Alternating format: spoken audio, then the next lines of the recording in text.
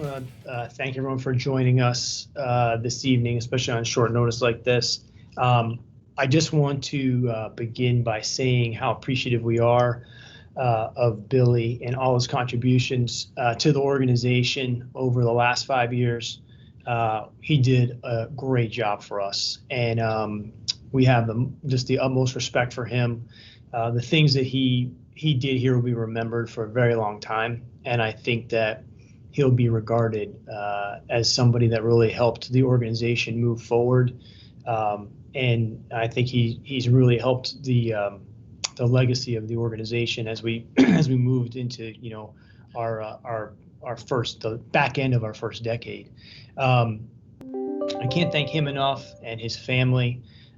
They are a tremendous part of the community, and disappointed that we weren't able to ultimately sort it out, but wish him nothing but the best and think he's going to do a great job, wherever it is that he chooses to coach next. But he'll always be a member of the Thunder organization, and I think he did an exceptional job while I was here. Thanks, Sam. With that, we will start with questions. First up, we'll go with Eric Horn with The Athletic. Go ahead, Eric. Hey, Sam, can you hear me? Yeah, I got you. Okay. Obviously, we go through the press release with a fine-tooth comb and whatnot, and the part where you say it became apparent we couldn't provide him with the information on the future direction of the team over the next several seasons to give him the level of clarity that he understandably desires at this stage of his career. What information was Billy looking for in regard to the future of the team, and what can you tell us about the clarity that he desired in those conversations? Well, first of all, I would say that the conversations we've had over time have been extraordinarily productive, and even the conversation we had most recently when he let me know that he felt like it was the right time, it was going to be a hard thing to work out. I actually brought a cooler, and once because I thought that might be the direction we were headed, and we had a couple beers in my office and talked about the last 5 years, and just kind of reminisced over some of the real high points and also some of the low points that we experienced. But I wouldn't say it's anything specific, Eric. I think it's just the understanding that even if I could give him an idea of way things would look this current year, at the end of the day, like what does it look like over the next 2 to 3 years? Like that's the kind of thing that I don't think that we're in a position to be able to forecast. And so in knowing where he is and the caliber of coach that he is, and I wouldn't want to mislead him and tell him it was going to be a certain way and then have it not be that way. But ultimately, it was also 5 years, and it was, I think in his mind, it may have been time to move on, and I totally respect that, and I have a great deal of respect for him, and I wish him nothing but the best. Next up, we have Jenny Carlson with the Oklahoman. Go ahead, Jenny. Hey, Sam. First thing I got to know is what kind of beer was it? Cheap. Yeah, I brought. Well, if you know Billy, you got to have a Diet Coke. So I had 2 Diet Cokes and 2 beers. I thought I ended up drinking the 2 beers. He actually had one. When you work closely with somebody for 5 years and you go through a lot of the things that we went through together, I'm just really grateful I got a chance to work with him. I think he's a great guy. I think he's a great coach. And sometimes the arc of things just don't align, and that's no one's fault. And his contributions here will live on for a long time. But it was cheap here. Can I follow up and ask the question I was actually going to ask before you started talking about beer at 9 o'clock at night? You said a second ago to Eric that there were just some things that you weren't able to forecast that, in those conversations. If you could go back and, sort of take this pandemic out of the equation, do you think you would have been able to forecast, or is that largely the issue here? Yeah. I mean, look, guys, I don't want to I don't want to sound I don't want to sound like trite here, but like the pandemic is a huge issue for the NBA and in terms of just forecasting things. And the reality is that we're working in a situation and we don't know when our season will start next season. We don't understand yet economically the impact of this situation on any team, let alone ours, in terms of revenues. We also don't have any idea of what the salary cap or luxury tax is going to be. And I think all of you guys that cover the NBA realize that is the absolute, you can't really, those are the rules of the game. You can't really do anything or make any decisions or even hypothetically forecast anything without that information, because you can't create a measurement of value, let alone for one season, let alone the future seasons. So the pandemic is a huge factor, and I think it is will be for a lot of teams. And we're waiting for that information. When we get that information, it'll at least inform us to be able to determine, what our options are, what we'd like to do. But it's truly something we have to wait on. So yeah, I don't want to make it sound like it's an obvious thing, but it's really a huge factor in terms of scenario planning or providing a lot of deep insights. Thanks, Sam. Thanks, Sam. Next up, we're going to go with Brady Trantham with the franchise. Go ahead, Brady. Hey, Sam. Going back to the beginning, your actual first press conference all the way back to the beginning of the season, you had mentioned that you'd hope to be playing meaningful basketball at the end of the season. Now, I don't know if you foresaw this team going all the way to a Game 7 against the Rockets, but how much of this season, the way that it ended up going, how much of it do you see as a luxury for the young players that you will have more than likely moving forward with the franchise because they were playing meaningful minutes at the end of a Game 7? They were playing meaningful minutes at the end of the season and not just your prototypical tank season. Yeah. Well, I mean, I think we came into the season with that expectation of playing meaningful games. And one thing I do want to clarify is the outcome of this season had, from our point of view, had no bearing on our interest in having Billy back. We would have loved to have had him back, and appreciate him greatly. And I think we were pretty clear about that before the playoffs started, and I wanted to make sure that was clear. But as in respect to the experience that those guys had received, I mean, playing in meaningful games was we didn't know when we came to the season what kind of year we were going to have. And we say that every year, that we don't place expectations on the team because that's the beauty of sports. It's the beauty of basketball and competition. And look, we got a lot of really clutch play at the end of games. I mean, a historically good level of clutch play. And Chris Paul was just on another level in the last 2 minutes of games. And so our younger players have certainly benefited from his from his leadership and his mentoring, as well as the environments they were put in positions to play. Guys stepped up throughout the year and improved, and that's generally what happens for younger players when they receive opportunity. They're going to improve month by month. If you evaluate them game by game, you're going to be frustrated. But if you can block it out into kind of bigger chunks and really try to evaluate progress and then where a guy's off track and how you can correct it, I thought our coaching staff did a great job with that during the season. And I'm happy that those guys got to play in that environment. Now, it is a bubble environment, and so I don't know if we'll be playing in that again, but it's certainly a lot different than playing in front of 18,000 people. So that was their first playoff experience, but at some point, in the future, you'd like to hope that they get a playoff experience that's, in front of fans. Right. Thank you, Sam. Next up, we're going to go with Cliff Brunt with the Associated Press. Go ahead, Cliff.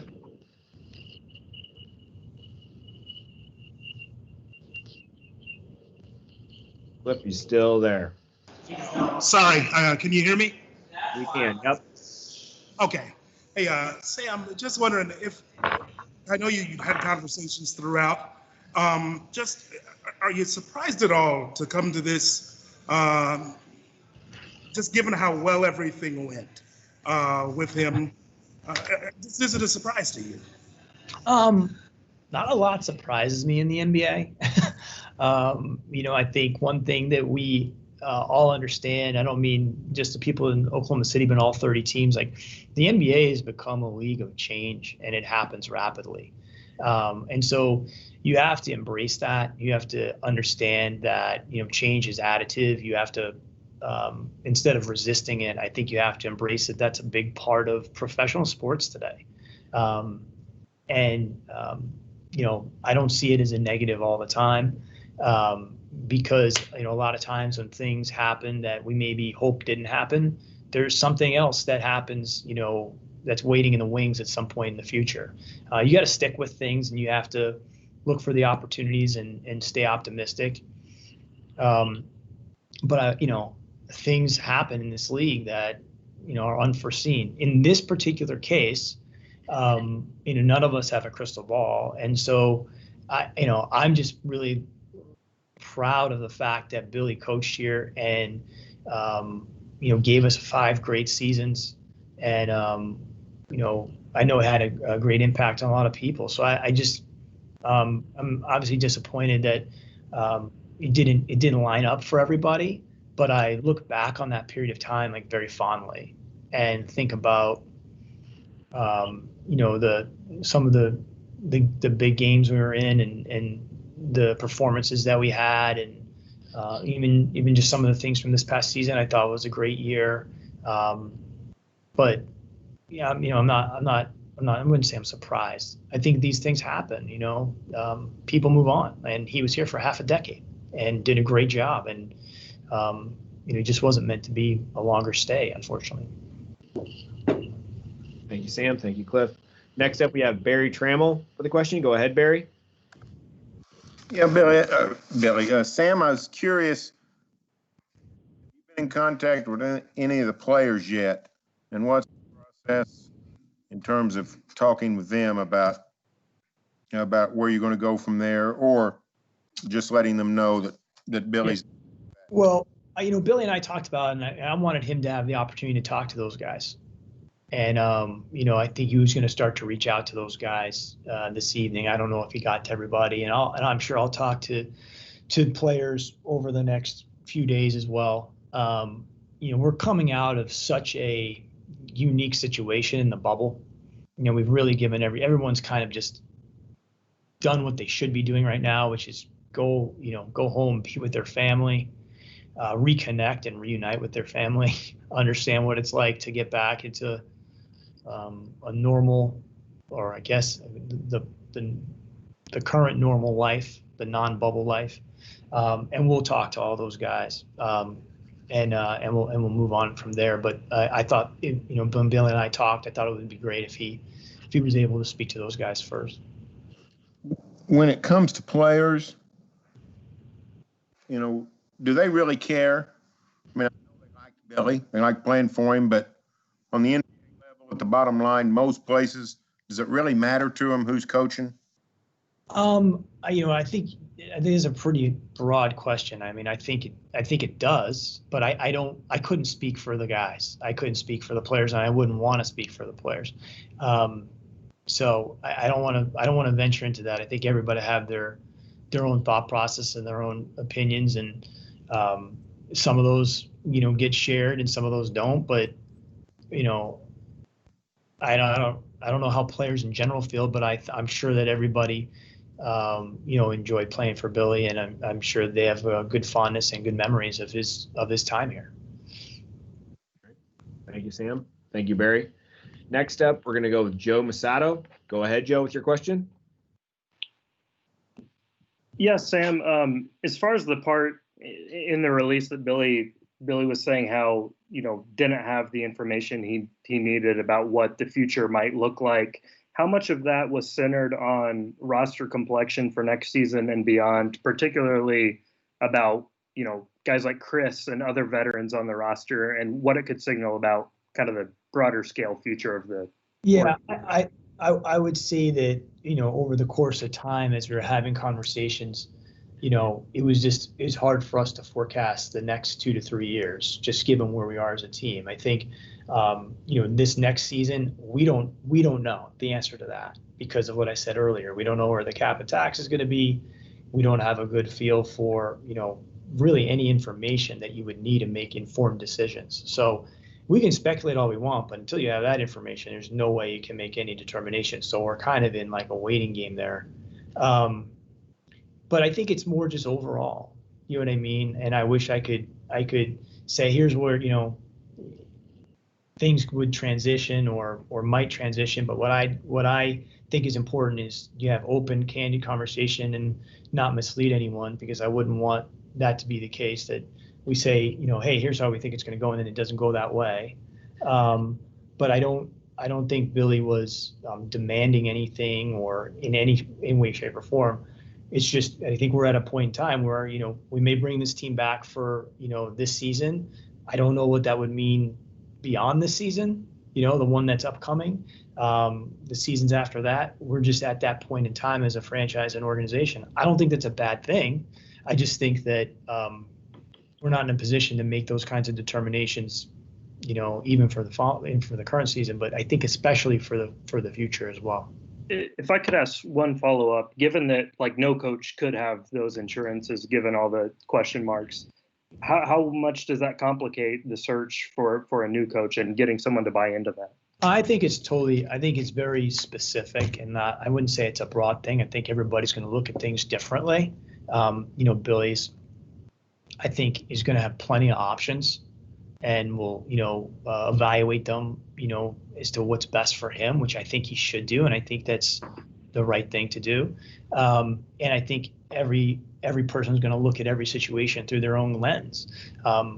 So, I don't think it's like a one broad thing. I think in this particular case, I think he'll have other opportunities that may be more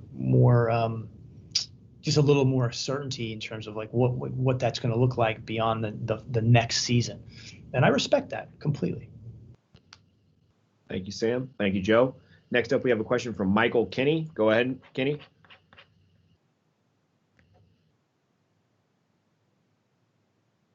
Kenny, you still there? All right, we're going to move on to Nick Gallo with a question. Go ahead, Sparky.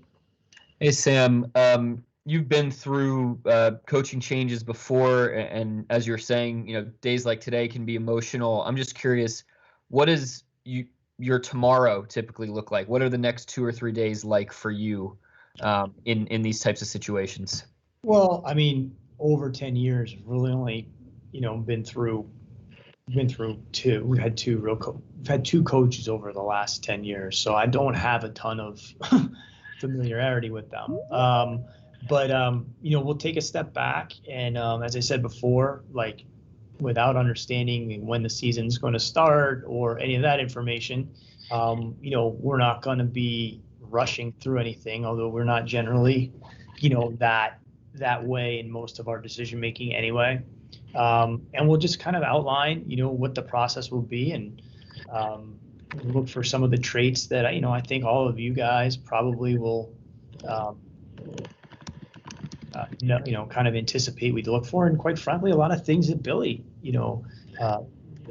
represented in some fashion as well. So I'm really proud of the fact that Scott, started here, and obviously Billy came here and did an excellent job and built on what Scott did. And my hope is that the next person will come in and build on, what Scott and Billy did, and that will continue forward and hopefully find somebody that, leaves the type of impact and legacy that those two coaches, brought to Oklahoma City. Thank you, Sam. Thank you, Nick. Next up, we have Daniel Bell has a question. Hey, Sam. I know it's too early to think about the potential coaches to replace Billy, but can you talk about some of the qualities that you will be looking for in a new coach? I think what I'm really going to focus on this evening is more kind of just reflecting on what Billy did for the organization and how much appreciation we have for him. I don't want to, kind of get into that, because a lot of times what happens when you start doing that is people start to see that as like a comparison with the person that was just there. So I'd rather just say that we want to obviously have somebody that's a great fit for the organization, and someone that is going to be really passionate about coaching the Thunder, just like Scotty and Billy were. But I'm not going to kind of get into that beyond that, because I think it's more important to recognize what Billy did for the Thunder and the many games that he led the team on the floor. Thank you, Sam. Thank you, Daniel. We have a question for Clay Horning. Go ahead, Clay. Yeah, Sam, you mentioned you don't want to talk about the qualities in the next coach, but how about a timetable? Seems like you might have roster decisions to make prior to bringing somebody in. When would you like for that to happen? Well, I would just I would go back to what I said earlier, which is that any reference to a timetable would be news to us, because we don't know, we don't even know the rules, per se of the game relative to the cap and tax. We don't know when the season's going to start. If you have that information, I would love to have it, because it would be really helpful. But I don't have that, and so we're gonna take our time to work through all the different scenarios. But to be honest with you, Clay, like, it's kind of like spinning wheels, because we don't have anything to line everything up to relative to cap, tax, and even timeline for playing. So is it conceivable that the coach could be the first decision in whatever decisions are in front of you? I haven't thought that much about it, to be honest with you. I wouldn't rule anything out. I think it's a fair question. But I wish I could answer that question for you. I haven't really thought about it, to be honest with you. Thanks. All right. Do we have any other questions at this time? I don't see any new hands raised. Hey, Matt, could I ask another one? Yeah, go ahead, Jenny. Yep, go ahead. Go ahead. Hey, Sam, and talking about the fact that since you guys have been in Oklahoma City, you've only had 2 head coaches, essentially. PJ obviously started, but to have 2 head coaches that have been here, essentially splitting the time, that's pretty rare. I mean, can you kind of put that in perspective from where you sit, to have only really had 2 guys that have been head coaches the whole time you've been here, and just how, that seems rare in the NBA. It is. I have a great affinity for both those guys. And I learned a lot from both of them, quite frankly. And that's what people you work with should be doing for you. I learned so much from Scott Brooks, and I learned a lot from Billy Donovan as well. And I really value what those guys gave to the organization. I don't think people have a great understanding of just how challenging, that job is. It's a very challenging job. And it's a complex job. And in any situation, there's going to be a lot of adversity over a 5-year period of time. And both those guys were here for, about that period. And I just like to think that, like, when that kind of stuff comes up, you stick with things, and you try to stick with people. And I generally feel like if you stick with people, like, that there's going to be some benefits for that. And also, I think relationships get built that way. And I'll be the first to tell you, like, with Scott and Billy, like, we didn't always agree on everything. I mean, that would be crazy to think that. But, like, dealing man-to-man, professional, working through things, learning about each other, sticking with things, I'm really proud of that. And I hope we can find somebody else in the future that has that type of tenure. It's half a decade. Hopefully maybe the next person could be here even longer. But you have to accept that change is part of this, and uncertainty does rear its head. But I really, we've had those 2 guys are really solid coaches, and they're really solid people. and I think that's a big part of it. So, Jenny, I really appreciate the question, because I sometimes, I didn't anticipate that one, but I hold those guys in high regard, and I think the next person, whoever that person is, will share some of the qualities of each of them, and we'll see. We'll see who that person is. I think the number one thing is always, having a passion for Oklahoma City and having a passion for the Thunder and the organization, and hopefully we can find someone else that can carry on the work that those guys did. Thank you, Sam. And then we have the last question to Eric G. with the Sports Animal. Go ahead, Eric. Thanks, Matt. Thanks, Sam. Sam, just a quick question on for the next guy coming in. How much say will he be able to have over the roster and personnel decisions as far as who he may want and what types of players he'd like to see brought in? Well, I mean, I think with Billy and Scott, like we always talk about all those things. The tough reality of it is, Eric, is that, you may all want the same thing, but unfortunately, it's not like walking down the grocery store and like just picking things off the aisle. A lot of times you have to work with the parameters that you have and what's available, because it's not fantasy basketball. So it's interesting because, like, we've done a lot of like internal exercises and things in terms of how we value different things, and it's remarkable how aligned those things are. But team building and coaching are such complex things. It's not as easy as just going out and getting. We'd all like to have the same things. It's just whether or not you can get those things, and then working with what you have to maximize it the best you can. And I think, and especially with Billy, I think, he was so involved in a lot of our free agency stuff. I think he saw that stuff happening up close, and be like, well, love to have this, but like that person just got like $20 million. And so we don't have that type of money for that position. So, you work with things, and I feel really good about, I think Dennis is a good example of somebody that we really thought about and felt like would make a lot of sense, and we're able to find a way to get him over time. But you're always talking to the coach and the coaching staff, picking their brains, trying to figure things out. But you're also trying to work within the parameters and kind of the supply and demand that is team building.